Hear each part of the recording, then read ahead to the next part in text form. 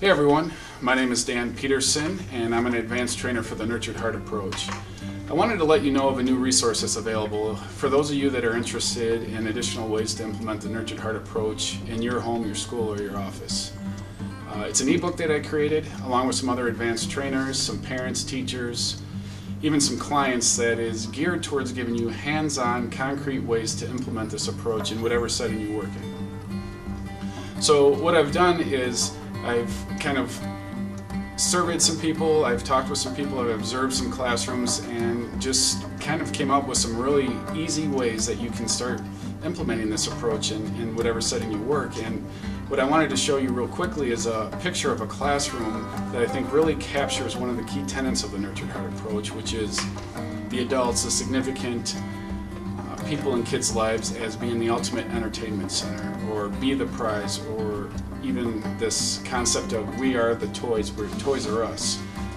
This idea really kind of speaks to the heart of what kids truly need, and that's a connection, a relationship, a sense of belonging with their teacher, their parent, their therapist, their significant caregiver.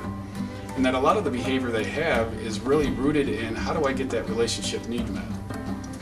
This classroom that I'm about to show you, I think, really encapsulates a teacher who truly understands that their mission, their primary purpose as a teacher is to be that ultimate entertainment center. Traditionally, what you'll see in classrooms are classrooms where desks are set up in pods, where all the students are kind of just in different clumps or in different rows, but usually the teacher is either at the front or the side of the class. And when a kid becomes disruptive or becomes defiant or disrespectful, maybe even impulsive, they usually get sent to move their desk right next to the teacher. And although this makes sense because the teacher really wants to keep a closer eye on the student, it sends a really conflictual message to the kid. And that message is, I am more available, I pay more attention, you get to be close to me when you make a mistake. And although the student really truly wants that, and maybe being disruptive to get that need met, it actually sends this message that I'm more important to the teacher when I have problems. So I wanted to show you a quick picture of this classroom that I think really confronts that issue in a way that helps kids get their needs met, helps the teacher be the prize, and helps download to the kids that they are important, that they can get their needs met whenever they need to and however they need to. So let me move out of the way, we'll talk a little bit about this classroom. So here's what the classroom actually looks like. As you can see, the teacher's desk, which is, you know, the laptop, the projector.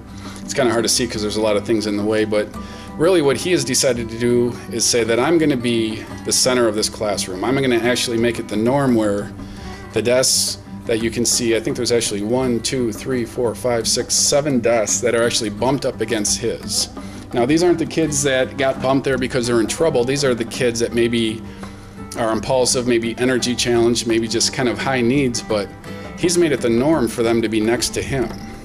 He's made it the message that I know you have more needs, you might need more of my attention, but it's not because you're in trouble, it's because that's your need, and I welcome that need, and I want to be here and be available to you. And if you kind of scroll out, you can see the surrounding desks in that horseshoe shape, where it's normal. It's everybody's facing the teacher, everybody's in a community, everybody is right next to the teacher in the sense that here you are in my classroom, you have my undivided attention. And the message that is real clear to the kids is, you're not here because you're in trouble, you're here because you have value and you have importance, and I know that I have a really gift that I have to offer you, and that's my relationship. And this teacher, I don't know that they intentionally set the classroom up, but I think it's a real perfect example of what you can start to do and start some ideas that you can start to generate by thinking as being the prize. Now, this book that I have is called Creating Greatness, is, you know, geared towards a school system, geared towards classrooms, geared towards a therapist office, or even home, but a lot of the ideas are really interchangeable, so you can use it in whatever setting you want. I would really highly encourage you to invest in this resource. I think it was really helpful for myself and for some other people that I've been working with, and just giving them some really clear-cut tools to use to implement this approach, and I truly hope that you take advantage of it.